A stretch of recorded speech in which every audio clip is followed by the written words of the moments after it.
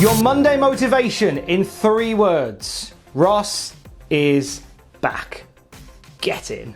Here is your wrestling news. There were title changes and a heel turn at last night's WWE Hell in a Cell. We have an update on an Impact star that was injured at Bound for Glory, and a Raw star is talking about reviving a bizarre gimmick. Find out who and what in a little bit. Just a few hours removed from WWE Hell in a Cell 2020, and there was a lot of moving and shaking on last night's show. Expect spoilers, by the way. If you haven't seen Hell in a Cell yet, you might not want to watch much further. We give some bits away. Cool? Cool. Main event last night saw Randy Orton become the champion of the WWE for the 14th time, defeating Drew McIntyre inside of the cell. A strong match from these guys. Even saw Drew McIntyre take a fall off the side of the cell during it, manages to crawl back into the match, but succumbs to Randy Orton in the main event. Also last night we crowned a brand new SmackDown Women's Champion as Sasha Banks defeated Bayley inside of Hell in a Cell. This was Sasha's 3rd Hell in a Cell match, and she becomes a Grand Slam champion as a result of her win last night. The finish of the match even played off on their match from TakeOver Brooklyn all those years ago, which is great to see. We also have a brand new holder of the Money in the Bank briefcase after last night, as The Miz defeated Otis to claim the briefcase and the championship opportunity in the process as well. He did so after a turn of events from Tucker, Otis's tag team partner in Heavy Machinery, turns his back on his boy, lamps him with the briefcase and costs him the match. Big heel turn from Tucker last night on Hell in a Cell. It was after the match we heard from Tucker, who gave us a bit of a generic promo saying why he did it. Oh, Otis is the star, I'm the workhorse, it's all about me. Dubba, dubba, dubba, dubba. But yeah, that's the end of Heavy Machinery. If splitting them up onto different brands wasn't enough, they are now very much no longer the Friends. Where they go from here is anybody's guess, presumably an inter-brand match down the road. We won't go into too much more detail about what happened last night at Hell in a Cell. If you want a breakdown of what went down, check out Hell in a Cell Graded later on today on the Cultaholic YouTube channel, and you can catch Ross with the WTF moments from Hell in a Cell later on today as well. Gosh, it feels nice to say that again, doesn't it? Busy weekend of the wrestling. We also had Impact Bound for Glory on Saturday night. Rich Swann becoming the Impact World Champion, and also Su Yung becoming the Knockouts Champion. We'll talk a little bit about the Knockouts title match in a little while, but they also made the announcement this weekend at Bound for Glory that they are bringing back some forgotten about titles, as come January the Impact Knockouts tag team titles will be back in circulation. There's been some rumblings about this for a little while, of former Impact performers going on to talk about assembling tag teams and hinting at bringing these belts back, and it looks like they are going for it as well. It was really special back when these belts were a thing, to have tag team titles in the women's division, something that hadn't really been done since the 80s. So it's good to see them back doing that again, especially now where Impact Wrestling has the most diverse, intriguing smorgasbord of female performers on their books. Like, just I think the finest women's roster in any company is in Impact Wrestling. So chuck the tag titles in there as well. That's good times.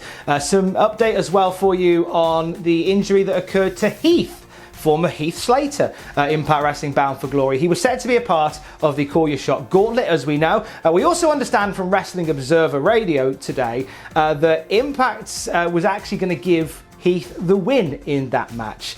He was scheduled to win the gauntlet, however suffered a hernia during the match and was taken to the hospital. And it was due to the stipulation of the match that if either Heath or Rhino lost, both would be out of Impact. So the guy who was going to win the match was out of the match during the match. So the decision was made on the fly to have Rhino win the match because that kind of keeps the story ticking over. So that's why Rhino ended up winning the Call Your Shot Gauntlet. We send our best wishes to Heath. He posted a picture from the hospital just a few hours after that one. Looks like he's going to be out of action for a short while. No doubt big things when he gets properly back into it. We also referenced there Su Yung becoming the Knockouts champion, defeating Deonna Purrazzo. It was supposed to be Purrazzo versus Kylie Rae, a match that's been very highly hyped over the last several weeks. And come the night of the show, they do a bit where Kylie's music plays and she doesn't turn up. They make jokes that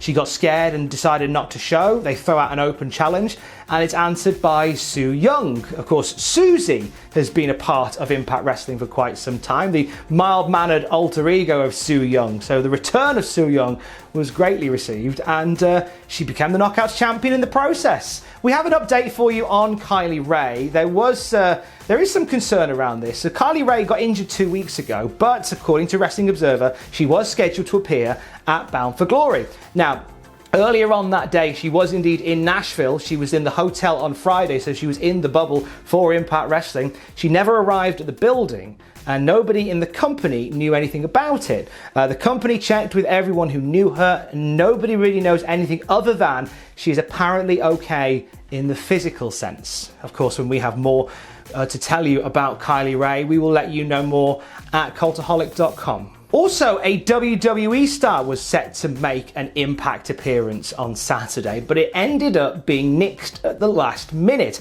It was announced at the start of October that Impact Bound for Glory will be available in French, with commentary supplied, in part, by former WWE star Sylvain Grenier.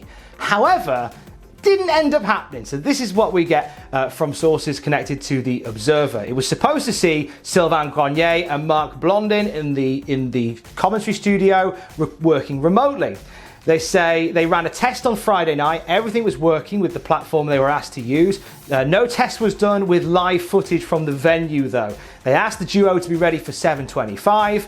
They tested it with live footage and there were audio issues. They said they could hear themselves and they could see the video, but the audio wasn't going out where it needed to. They asked if they could fix the problem at their end. They didn't know how, so the decision was made like with minutes to go just to forget the French commentary, which sucks, especially if you wanted to watch in French. So I can imagine they will end up fixing this and they'll do more with it again. The perils of live television, am I right? And finalement, for a Monday, Jeff Hardy was chatting to Sports Illustrated. He's got big plans between now and 2024. He says in this sort of final run of his contract, he wants to grab some major titles, the WWE title, the Universal Championship. He wants to headline a WrestleMania, and he wants to revive a bizarre gimmick from his past. Of course, we are talking about his TNA flavored gimmick, Willow.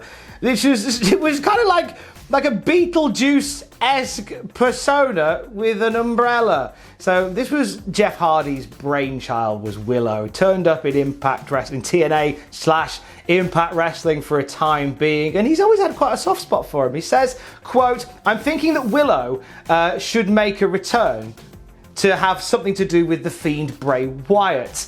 I'm thinking that Willow is stuck in a little black and white TV of the Twilight Zone in the Firefly Funhouse. Maybe the Fiend beats Jeff Hardy, and that's why I transform into Willow. It's cool that pro wrestling allows all this creativity to exist. For me, it's always been where my dreams come true, and it still is to this day." Do you know what? 2020 has been such a wild ride. Why don't we bring back Willow? Why not? Let's just do it. It would truly be a WTF moment. And we have more of them later today. Stay safe. Love you, bye.